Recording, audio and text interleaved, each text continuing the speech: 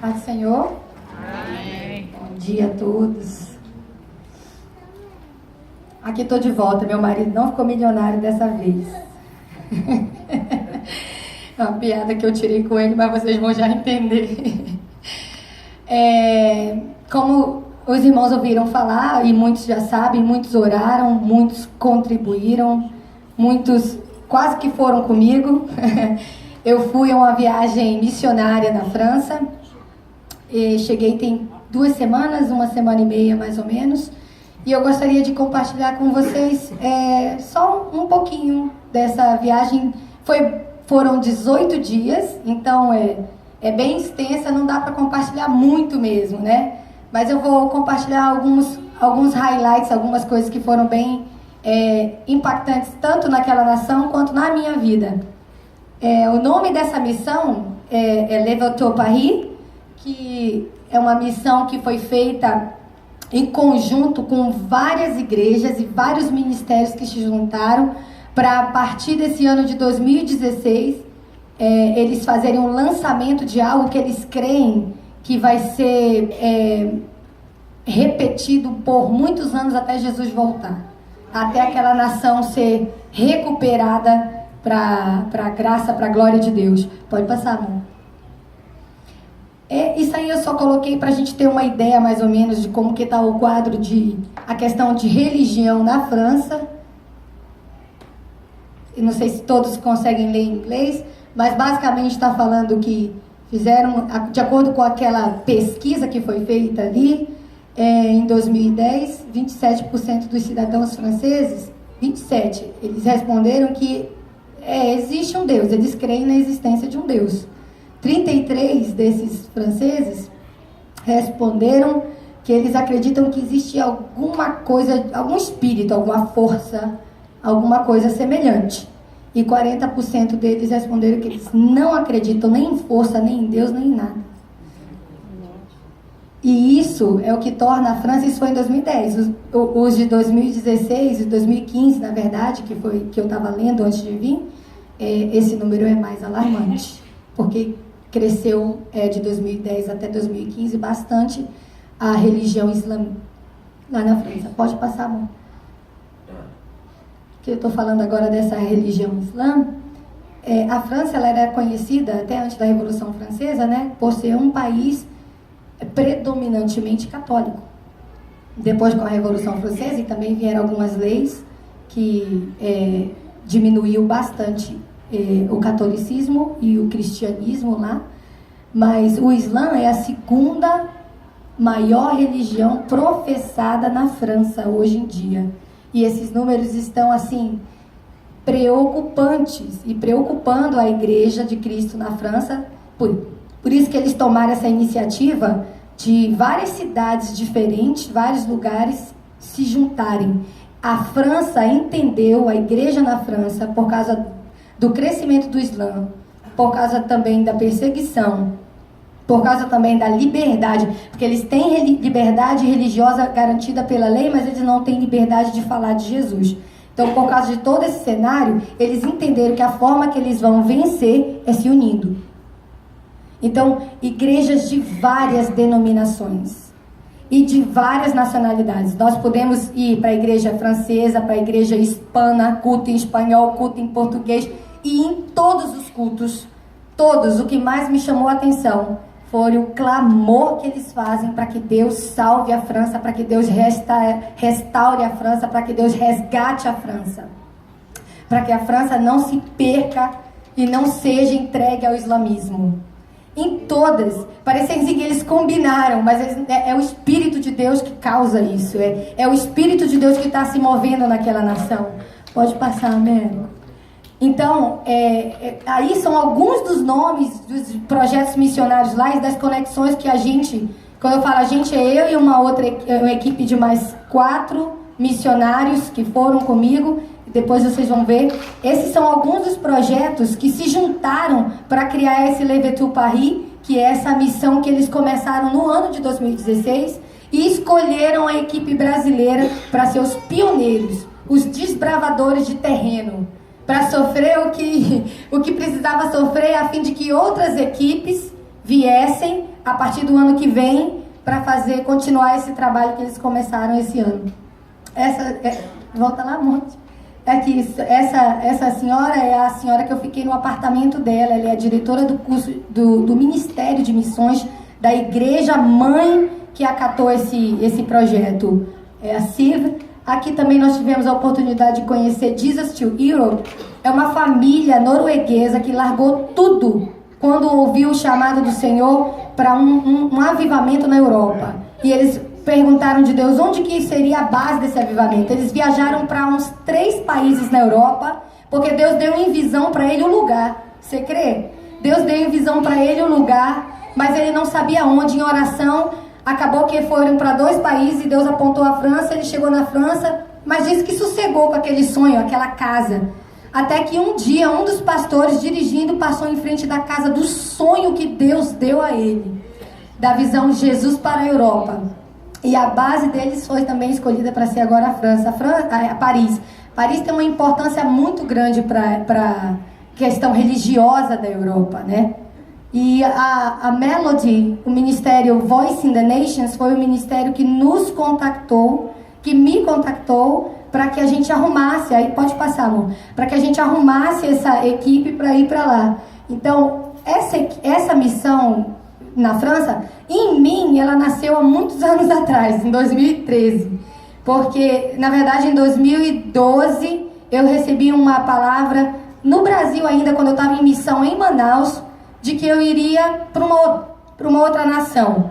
Eu falei, tá bom, então, tudo que Deus fala, cumpre, né? A gente não precisa preocupar. E em 2013, quando eu estava graduando no Cristo para as Nações, o Christ for the Nation no Texas, também eu recebi uma palavra com relação à França.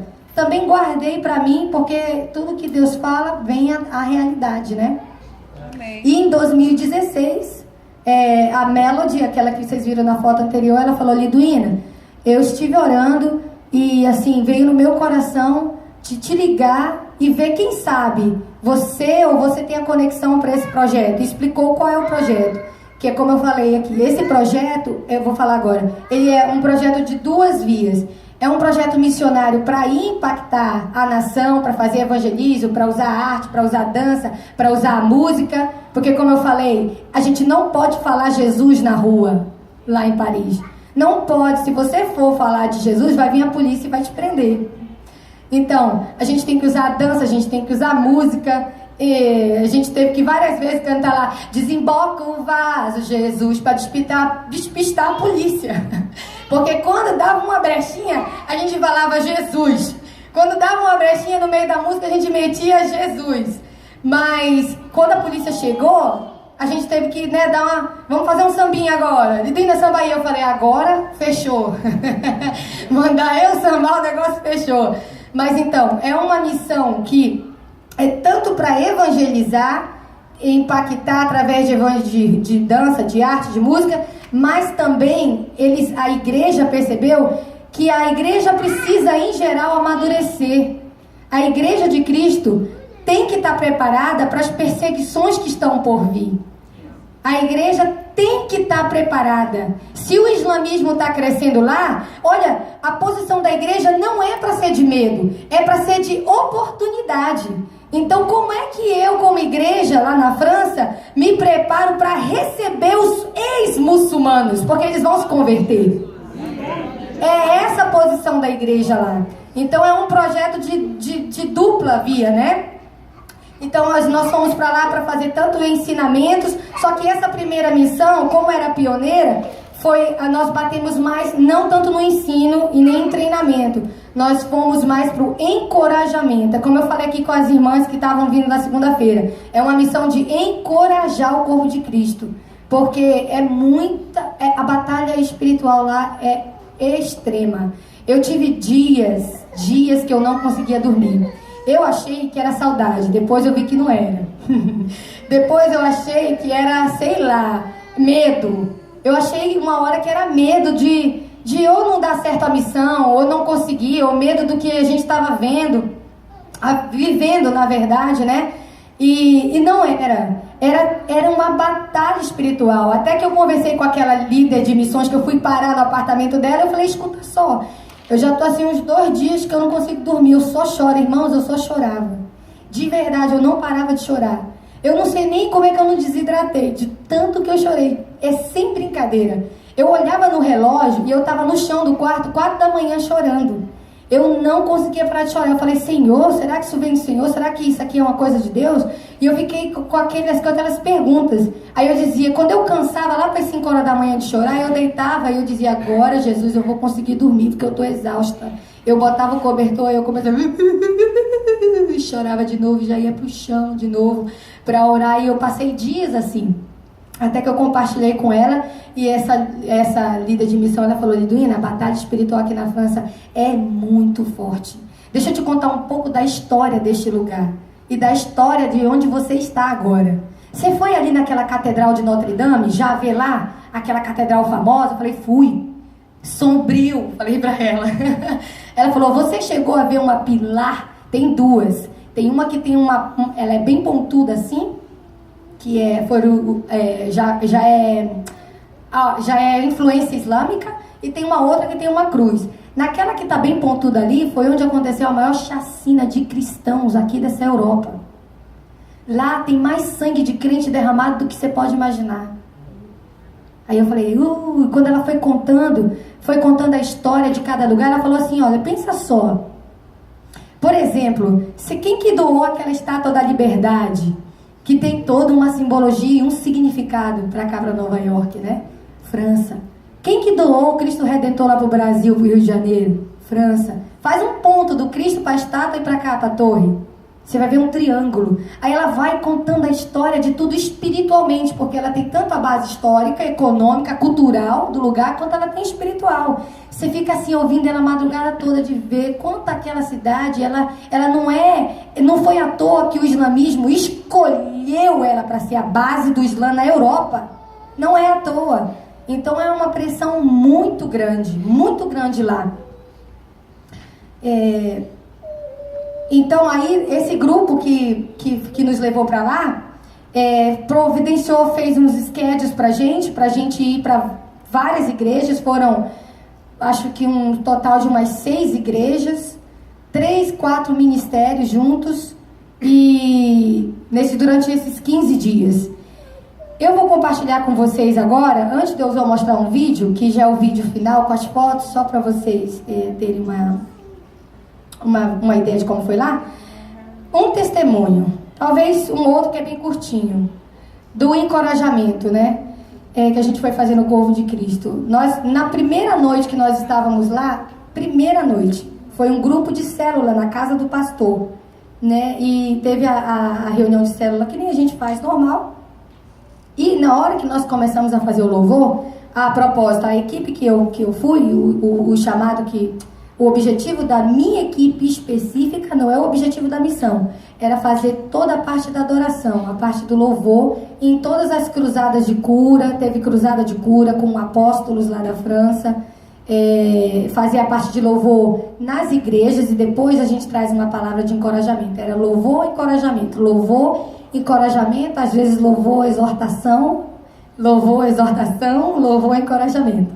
Então a nossa equipe, a equipe que foi comigo, foi eu, que sou vocalista, foi o pastor André, que também é líder de banda, vocalista, também formado lá no Cristo pelas Nações. Foi o pastor Vinícius, ele é pastor de uma igreja presbiteriana no interior de São Paulo.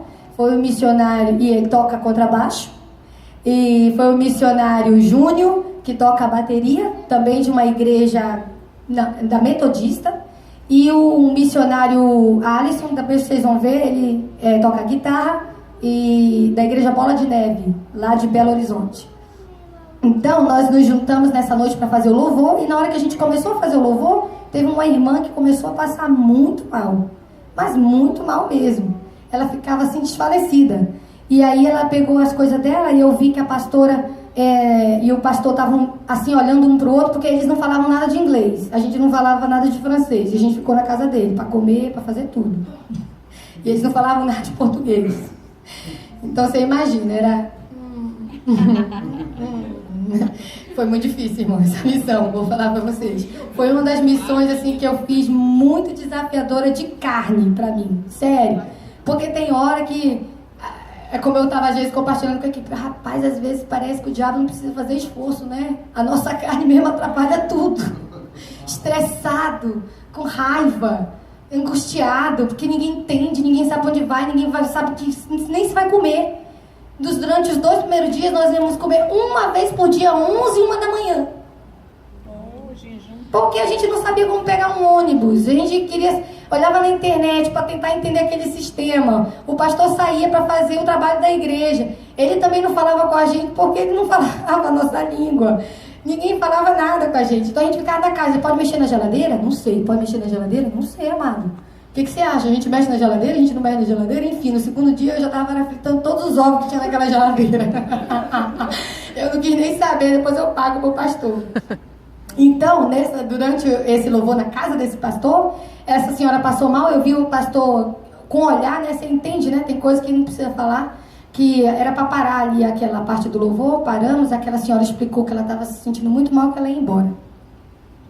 Aí o pastor André olhou para mim e falou: Lidu, isso daí não é doença física não, isso aí não é não, isso é espiritual. Aí eu falei para a intérprete que estava lá, tinha uma britânica que interpretava para o francês, falei: pede para a gente orar por ela. Aí a gente orou, aí ela falou que tudo bem. O pastor André veio, orou em inglês. Aí, você sabe, né, o brasileiro para orar em inglês é limitado. Fora a gente que vive aqui há muito tempo, mas ele vive no Brasil. Então ele orou em inglês, orou limitado. Eu conheço ele, eu não chamaria ele para ir comigo se eu não conhecesse o pau que tem dentro daquele homem. Orou limitado. Quando terminou a oração, eu aprendi que o francês ele é bem direto. A gente acha que o americano o francês ele é bem direto, uma pitada mais de grossura do que o americano tem. Ela terminou a oração, ela olhou para ele deste tamanho aqui: a sua oração não fez efeito nenhum em mim. Meu Deus. A sua oração eu não senti nada. Aí eu entendi bem, né? Aliás, quando chegou na segunda semana, eu já estava entendendo 70% a 80% do francês. Acredita que Deus fez essa bondade comigo? E ela falando assim, não fez efeito nenhum. Aí falamos para ele: André, ela está falando que a oração não teve efeito nenhum, não. Aí, André, ele: rapaz, vem aqui, vaso. Tu fala inglês, né? Falo. Então eu vou orar agora em português, tu traduz para o inglês, a britânica vai traduzir para o francês, e que se virem, porque agora eu vou orar na minha língua. Aí ele orou, eu falei: desce a lenha, André, desce a lenha. Ele orou aquela oração que a gente sabe fazer aqui, assim, né? Poderosa, fervorosa. Terminou a oração, caladinha, não deu um pio. Falou nada, pegou a bolsinha dela, saiu. A gente continuou, aí veio a parte da pregação, do testemunho, e na hora do testemunho, que o pastor estava compartilhando o testemunho, o pastor André, aí bate na porta. Ela. Claro que ela. Aí ela voltou e abriram a porta, e eu vi a cara de surpresa da pastora, assim, parecia que tinha entrado um anjo, né? Aí eu parei de novo o culto, a gente parou de novo o culto e falou: o que aconteceu? Aí ela foi explicar. Eu cheguei em casa, ela falou, e eu não consegui ficar em casa. Algo está me puxando para esse lugar.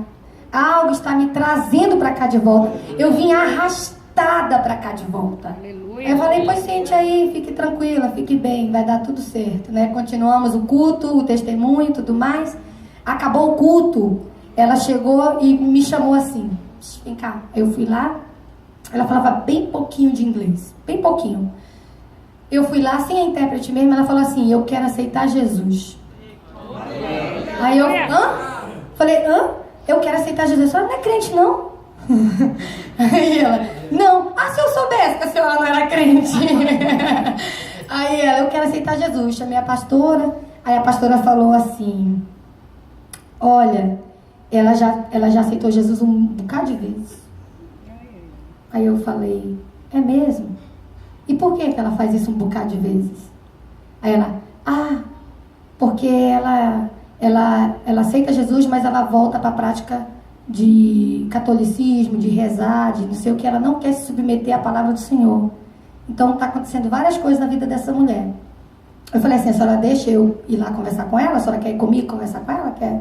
Então tá bom, vamos lá conversar com ela. Fui, tirei um tempinho para conversar com essa senhora, o nome dela é Roseta. E conversando com a Roseta começou a chorar. E ela tremia assim, ela dizia: eu vivo no pânico. Eu tenho muito medo. Eu sou escrava do medo.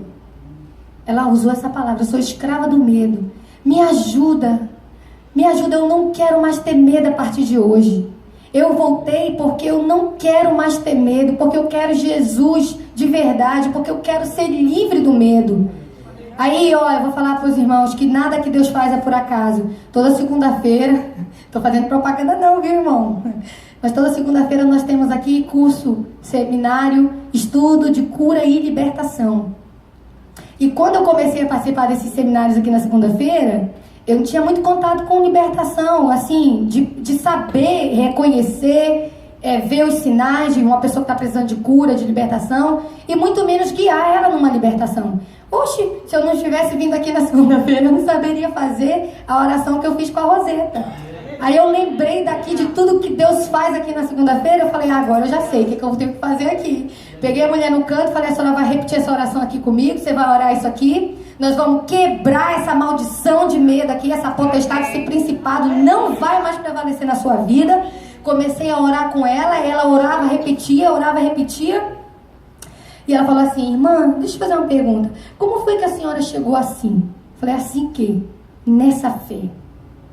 Aí eu falei, não tem jeito, Roseta, eu cheguei do mesmo jeito que você, com medo, com sono quando eu abri a Bíblia. Falei pra ela, eu tive as mesmas coisas, os mesmos sofrimentos que você, mudou endereço, mudou nome, mas os mesmos sofrimentos. A solução é ler isso daqui, Roseta. Lê a palavra do Senhor. Não se preocupe em ler a Bíblia toda em um ano, em um mês, em um dia. Lê essa palavra para você achar a liberdade, a libertação da sua vida está aqui. Conhecer a verdade e ela vai te libertar. Falei, sabe o que você faz? Passa uma semana em Gênesis 1:1. No princípio criou Deus os céus e a terra. Aí ela, hã? Falei, você faz assim, no princípio criou Deus os céus e a terra. No segundo dia você repete até você decorar. No terceiro dia você fala assim, Deus, eu te agradeço porque no princípio o Senhor criou os céus e a terra e o Senhor criou para mim. Muito obrigado pelo céu tão bonito que eu vejo, pela terra que eu caminho. Pronto. No quarto dia você fala assim, ora só pelo céu. Muito obrigado, Deus, porque o Senhor criou além desse céu um outro céu, que é o céu que eu vou morar. No sexto dia você ora só pela terra, ora por quem está na terra, pelos animais, pelas plantas, pela sua família, pelos seus filhos, pelos seus parentes, pelos seus amigos, pela sua igreja, pela terra que o Senhor te deu. No sétimo dia você fechou uma semana agradecendo a Deus e você nunca mais vai esquecer que Ele criou os céus e a terra no princípio. Aí fui, compartilhei com ela, gastei um tempo com ela aquela noite toda. Passou aquilo, foi numa quarta. Na sexta-feira, nós fomos na igreja que ela frequenta. E ela apareceu na igreja. Aí eu vi o povo fazer festa. Eu falei, não tô entendendo dessa Roseta aqui não. Toda vez que ela entra, o povo faz uma festa. Aí, quando ela entrou na sexta, o povo fez uma festa e tal. E a gente fez o louvor, abracei ela, tudo mais, beleza. No domingo, nós fizemos o louvor também nessa igreja pela parte da manhã. Porque à tarde e à noite era em outras igrejas. E aí na manhã veio a intérprete, ela falou assim, deixa eu te falar uma coisa, Liduíno, eu queria te agradecer que você orou pela Roseta. Eu falei, amém. Aí ela, mas não, você não entendeu o que aconteceu. Eu falei, não. A Roseta, ela não vinha para a igreja já há meses. Ela só ia para a casa do pastor porque é perto. A Roseta tinha um medo tão grande que ela não saía de casa. Aí eu falei, é mesmo? Não, mas deixa eu te falar, ela tá vindo para os cultos desde depois de quarta-feira, dirigindo. Sozinha. Eu falei, glória a Deus. Aí quando eu vi a Roseta, eu falei pra ela, Roseta, vou fazer que nem falar na América, I'm proud of you, Roseta.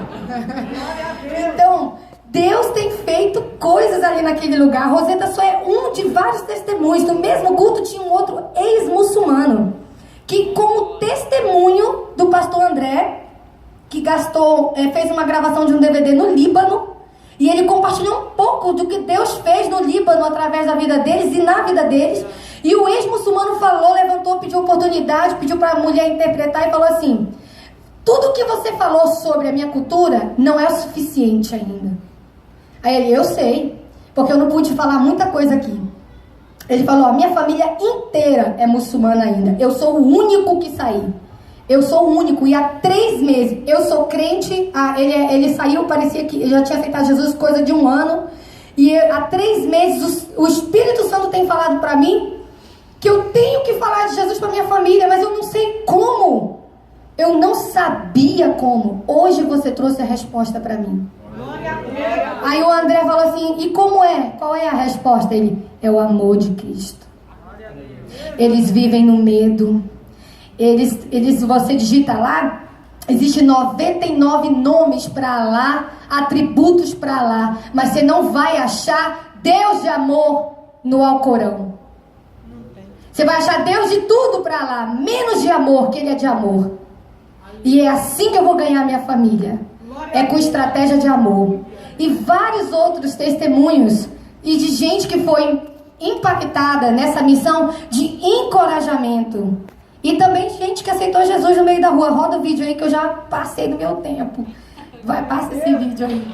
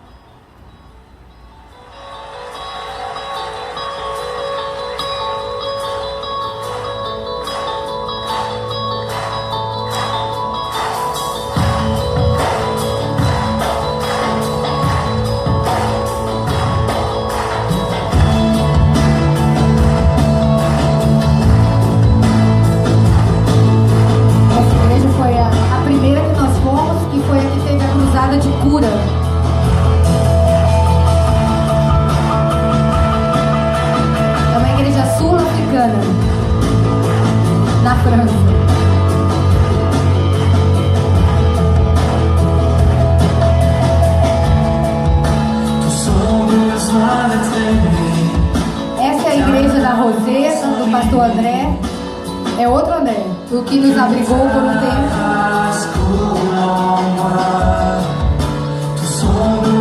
Esse foi o primeiro evangelismo de rua que a gente fez.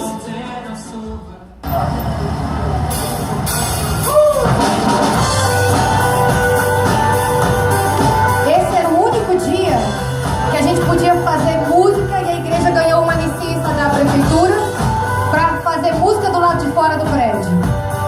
Aí, lógico, nós aproveitamos para fazer música de Deus, para falar de Deus.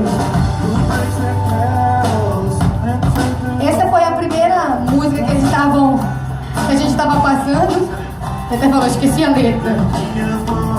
E aí eles montaram uma banquinha ali do ladinho, com uns salgadinhos, com algumas coisas para chamar a atenção das pessoas, para ver se elas paravam para receber um folheto ou uma palavra.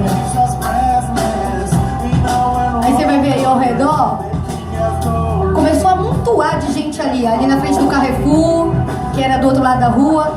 Ali do lado de lá, paravam os carros e eles abaixavam o vidro para ficar ouvindo, né? Quando terminava a música, eles aplaudiam, assoviavam, davam tchau.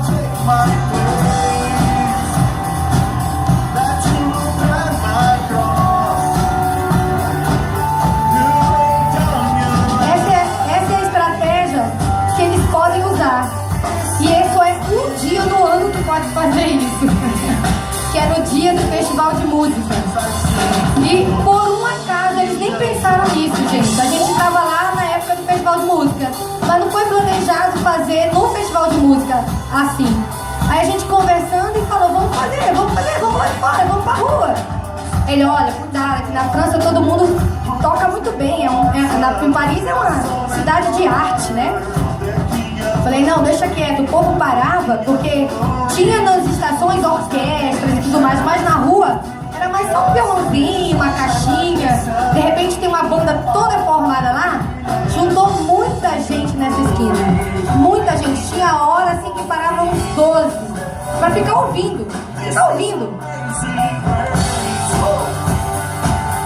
E foi aí que nós ganhamos um balde d'água também, né? Terminamos de cantar, alguém do apartamento de cima veio e jogou uma balcarada d'água assim, em cima dos instrumentos, em cima da gente.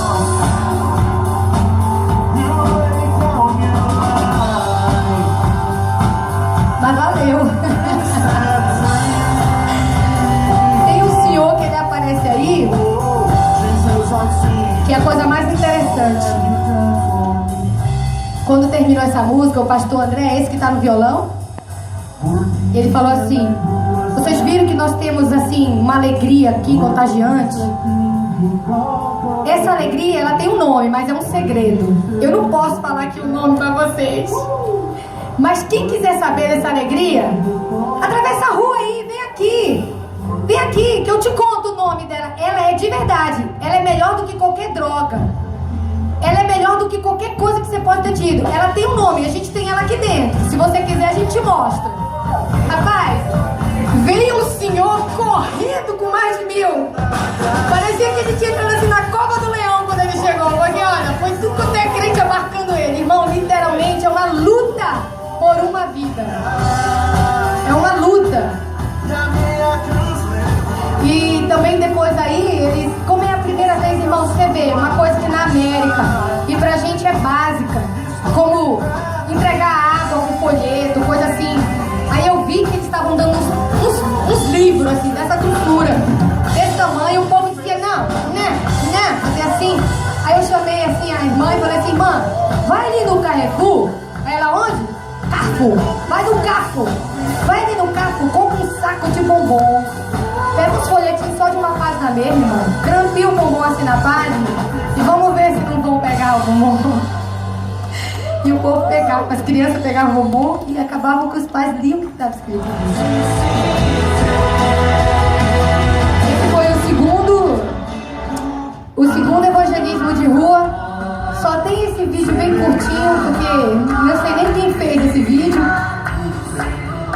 Aí falaram pra gente, o que vocês podem fazer aí? A gente pode cantar uma música brasileira, não vão entender mesmo.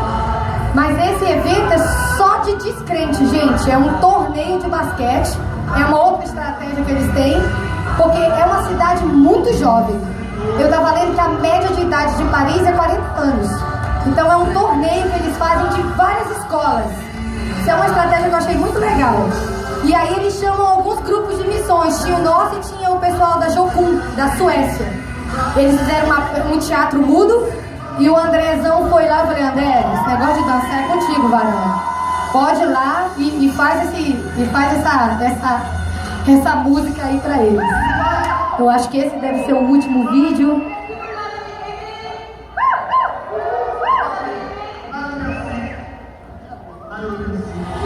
E essa foi a equipe que foi comigo.